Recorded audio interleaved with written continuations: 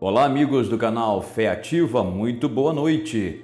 Que o nosso Deus e Pai, o Todo-Poderoso, o Deus bendito, o Deus misericordioso, compassivo, longânimo e assaz benigno, conceda a você uma abençoada noite de sono, tá bom? E para você que vai trabalhar, estudar, fazer alguma outra atividade esta noite, que Deus o abençoe, guarde, o livre, o proteja, em nome do Senhor Jesus. Antes da gente prosseguir, por favor, deixe o like para o canal já, aperte o joinha, também inscreva-se em nosso canal se você ainda não o fez, também ative o sininho das notificações, porque fazendo assim o YouTube vai avisar você quando lançarmos um vídeo novo. E também, se você desejar, aproveite o espaço dos comentários logo abaixo e coloque aí nomes de pessoas pelas quais você quer que nós oremos e nós oraremos por todas essas pessoas, tá bem? Muito bem, olha só que interessante o que aconteceu na vida de um homem chamado Gideão. E o que aconteceu na vida dele é um retrato do que acontece hoje em dia com a gente. Gideão estava no fracasso, ele e o povo dele. Gideão estava sendo surrado pelos inimigos. Os inimigos estavam pisando em Gideão e o seu povo. E era um povo de Deus, né? Onde já se viu o povo de Deus ser pisado pelo inimigo. Pois é, mas assim como acontecia naquela época, acontece hoje. Muitas pessoas que são de Cristo, que se converteram de verdade ao Senhor, estão sendo pisadas pelo inimigo. A Bíblia diz que o diabo já foi derrotado na cruz. Entretanto, esse bicho derrotado ainda pisa em muitos crentes, derrota muitos crentes. O que acontece com esses crentes? São pessoas ruins? São pessoas malignas? Não. São pessoas que não percebem o que está acontecendo no sentido espiritual. A hora que a pessoa despertar para esse lado e corrigir, então o processo inverte. Ou seja, em vez de o inimigo pisar em você, você vai pisar na cabeça dele, que é o que tem que acontecer, tá bem? Então vamos lá. Gideão foi escolhido por Deus para liderar a libertação do povo de Israel. Mas por que o povo de Israel estava oprimido, se era povo de Deus? É porque o povo se desviou, o povo se afastou da presença de Deus. Olha o que diz o livro de Juízes, no capítulo 6, no versículo 1. Diz assim, fizeram os filhos de Israel, ou seja, o povo de Deus, o que era mal perante o Senhor. Por isso, o Senhor os entregou nas mãos dos midianitas por 7 anos. Então veja que o Senhor permitiu que o inimigo prevalecesse sobre o povo de Deus, porque o povo de Deus chegou um certo momento, começou a se desviar do Senhor, começou a se desviar do Deus vivo, começou a fazer coisas que eram pecaminosas e até abomináveis aos olhos de Deus. Por exemplo, o povo de Israel começou a idolatrar os deuses daquela terra de Canaã. Canaã era uma terra idólatra. O povo que morava lá era um povo idólatra. E o Deus dos cananeus, o Deus chefe, o Deus principal, porque eles tinham muitos deuses, mas o Deus chefe era o Baal. E o Baal tinha uma esposa, a Astarote, né? O Baal era representado por algumas imagens de escultura e também havia altares erguidos a Baal. E a Astarote era representada por um poste, né? Um pedaço de pau, né? Chamado poste ídolo, sempre ao lado do altar de Baal. Então estava ali o macho e a fêmea malignos, né? Representando ali os deuses dos cananeus, mas que na verdade, nós sabemos pela Bíblia, eram entidades malignas, né? Muito bem, acontece que o povo de Israel, que servia ao Deus vivo, que cria no Deus único, começou a debandar para esse lado. E aí, filho, idolatria é pecado. Idolatria é pecado. E aí, aquele povo caindo para a idolatria, lógico, né? Perdeu a proteção do Senhor.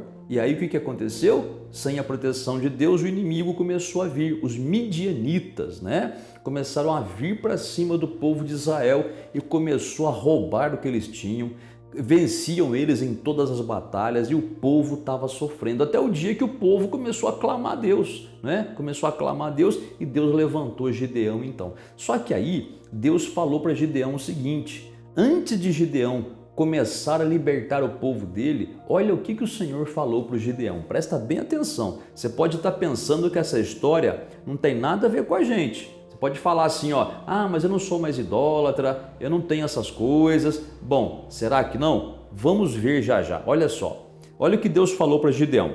Juízes, capítulo 6, versículo de número 25. Depois de Deus ter falado com Gideão uma série de coisas, olha o que mais ele disse. Naquela mesma noite, lhe disse o Senhor: toma um boi que pertence a teu pai, a saber, o segundo boi de 7 anos, e derriba quer dizer derruba, tá? É uma linguagem antiga.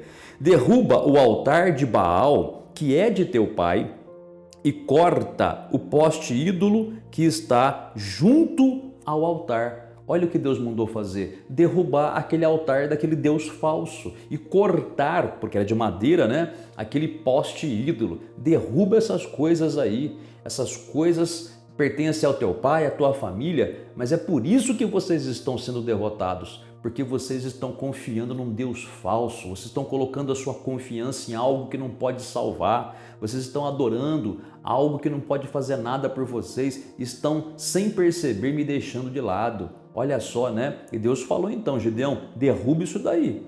Aí, além de derrubar o altar de Baal e do poste ídolo, olha o que mais o Senhor pediu para o Gideão. Olha aí, 26. Edifica ao Senhor teu Deus um altar no cimo deste baluarte, quer dizer, neste local aqui, em camadas de pedra, e toma o segundo boi e o oferecerás em holocausto com a lenha do poste ídolo que vieres a cortar. Então, Deus falou assim, ó, derruba o altar do Deus falso e constrói, edifica um altar para mim, que sou um Deus verdadeiro. Muito bem, a partir daí, Gideão então começou a vencer todas as batalhas e libertou o povo de Israel, e o povo de Israel então teve restaurada a sua vida abençoada. O que isso tem a ver com você e comigo? Tem a ver o seguinte, presta bem atenção. Muitas vezes nós edificamos altares a deuses no nosso coração. E os deuses aos quais eu estou falando não são aquelas entidades que nós servíamos no passado. Não são imagens religiosas. Não, a gente já aprendeu na Bíblia que isso é errado, a gente não tem mais. Entretanto, muitos de nós ainda sem querer edifica altares a ídolos no seu coração. Quer ver um exemplo? Olha só, o time de futebol. Já reparou em quantas pessoas são fanáticas por causa de futebol? Crentes, pessoas crentes. Quando tem um jogo do time, a pessoa se coloca o uniforme, coloca a camisa do time, pega a bandeira do time, né? Viaja para outra cidade, viaja para outro estado, vai ver o time, gasta uma grana, ainda briga, xinga o juiz, xinga a mãe do juiz, xinga outro time, fala palavrões, a pessoa fica doida, né? Por causa do time, né? E nesse processo, a pessoa faz muita coisa que desagrada a Deus, porque assistir um jogo de futebol em si não é pecado. Pecado é você entrar tanto nisso a ponto de fazer o que desagrada a Deus. Quer dizer, você faz o que o diabo gosta, xingar, falar palavrão, brigar com os outros, arrumar encrenca, levar garrafada, levar paulada muitas vezes, né? É isso daí. Fazer um esforço tremendo, às vezes viaja para outro estado, mas às vezes essa mesma pessoa mora a um quarteirão da igreja, e para a igreja não vem, mas para ver o time jogar, vai, viaja, sacrifica, né? Às vezes mora pertinho da igreja, né? Um bairro distante só, aí está cansado, aí não vai dar. O que acontece? Essa pessoa, sem perceber, edificou um altar no seu coração para o time de futebol. Está entendendo como idolatria não é somente imagem de escultura? Tem muitas coisas que são idolatria. Tem pessoas que gostam tanto do marido, né? Mulheres que amam tanto o marido que o marido vira um ídolo para ela. Então, se o marido morrer, a pessoa parece que vai morrer junto, né? Se ela pensar em perder o marido, ela já pensa em fazer uma bobagem. Idolatra o marido, idolatra filhos. Gente, os filhos nós temos que amar, mas os filhos não podem se tornar os nossos deuses, tá? Tem pessoas que morrem por causa de filho, mas não morrem por causa de Deus, né? Então é muito complicado isso daí. Repito, tem que amar os filhos sim, mas amar a Deus muito mais. Tem homens que idolatram a esposa. Nossa, o homem rasteja por causa da esposa ou por causa da namorada. O homem faz tudo por causa dela, ela pisa nele, explora ele, humilha ele, mas ele tá que nem um cachorrinho lá, bobinho, né?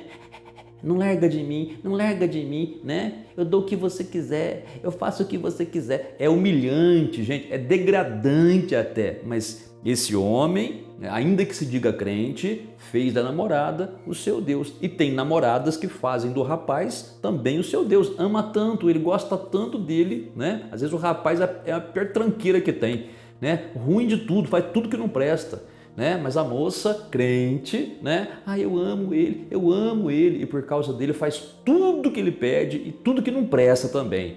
Quer dizer, fez desse namorado um altar. Mas repito, isso é idolatrar o que se gosta, mas muitas vezes a pessoa idolatra aquilo que detesta, aquilo que odeia. Você vai até falar assim, pastor, eu até entendi. Idolatria é pecado, seja imagem de escultura ou seja coisas ou pessoas. Mas a pessoa só idolatra o que gosta. Como é que alguém vai idolatrar o que não gosta? Imagina, é verdade. Quer ver uma coisa? Olha só.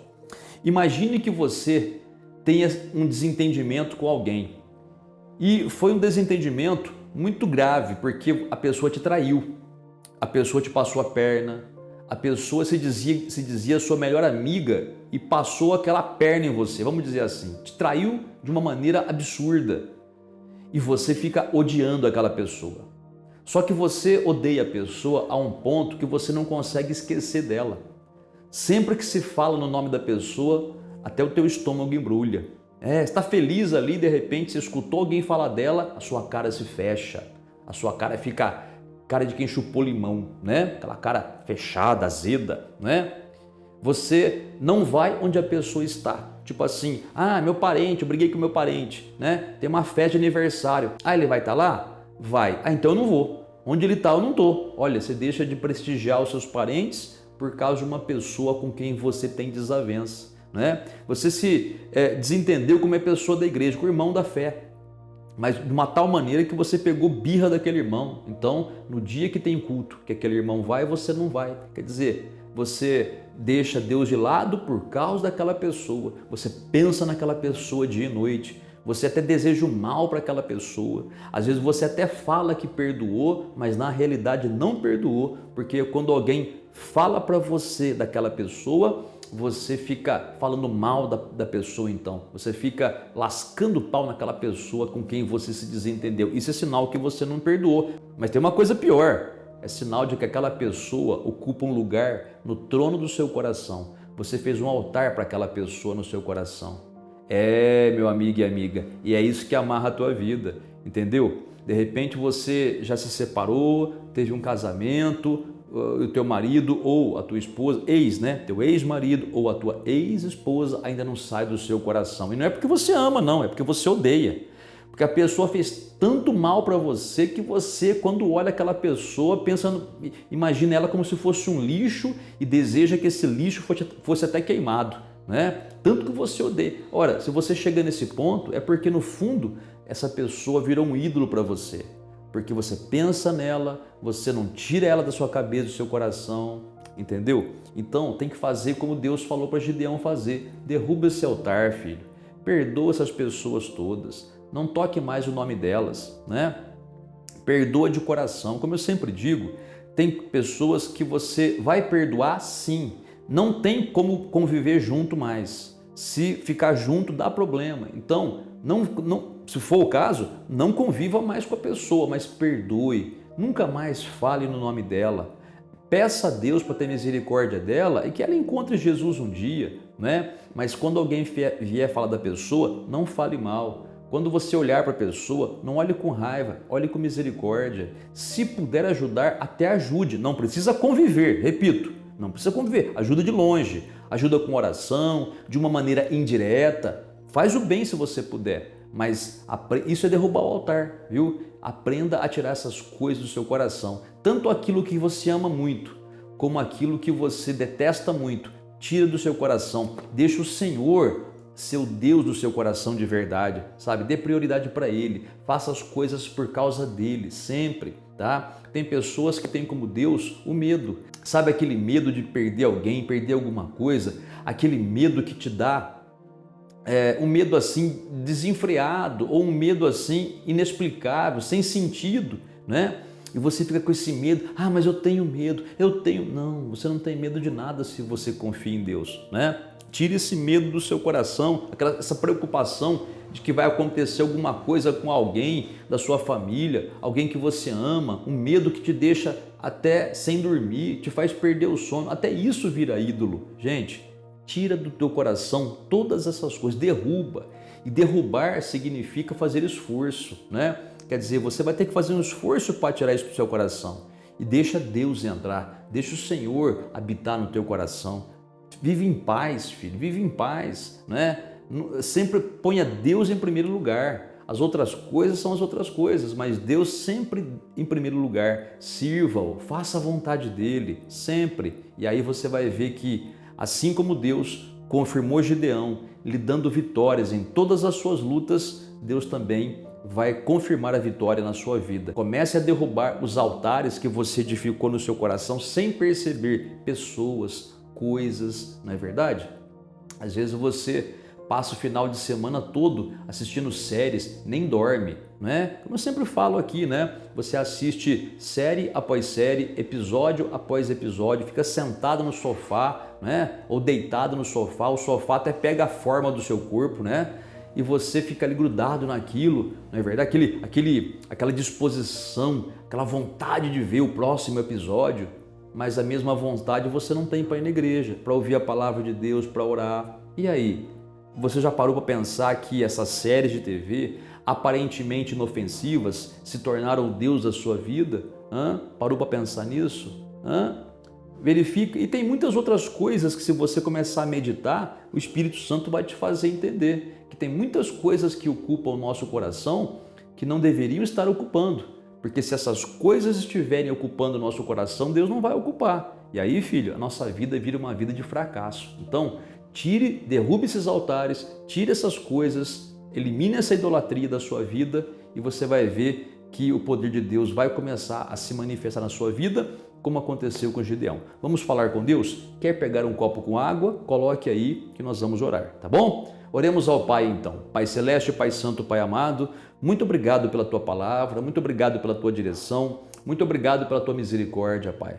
Nós não queremos edificar nenhum altar no nosso coração que não seja o Teu altar, Senhor. Então, meu Deus, ajuda essa pessoa a tirar do seu coração a raiva, a ira, o ressentimento, a falta de perdão. Pai, essa pessoa que está magoada com alguém, ajuda essa pessoa a arrancar essa mágoa pela raiz, essa amargura de alma, essa amargura de coração, Pai. Ajuda, meu Deus, essa pessoa a entender que enquanto o Senhor não for o Deus que ocupe todo esse coração, a vida dessa pessoa não vai para frente. Então, Pai, liberta essa pessoa dessa idolatria, liberta essa pessoa dessa escravidão, Pai, que ela está vivendo, escravizada a uma pessoa ou a alguma outra coisa. Pai, ajuda essa pessoa a se libertar. E também te peço, meu Pai, que o Teu poder se manifeste no corpo dessa pessoa para curar, para libertar da depressão, libertar, meu Pai, da síndrome do pânico, libertar da ansiedade,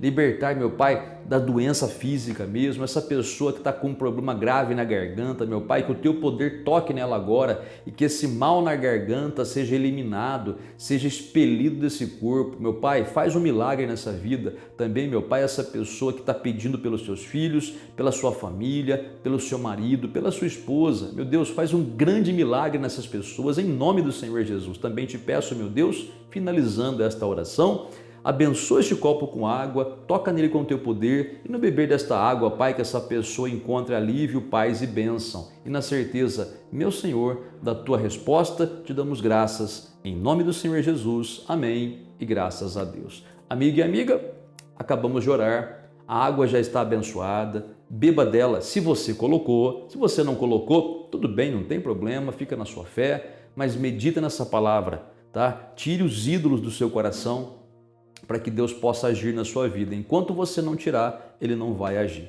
Você vai conhecer Deus, quer dizer, você vai saber de Deus, você vai ter informações sobre Ele, você vai saber que Ele é todo-poderoso, mas você não vai ver resposta, você não vai ver resultado na sua vida, tá bom? A hora que Gideão tirou aquela idolatria, a bênção começou a se manifestar. E assim é até hoje, tá certo? Medita nisso, tenha você uma excelente noite e até o próximo vídeo.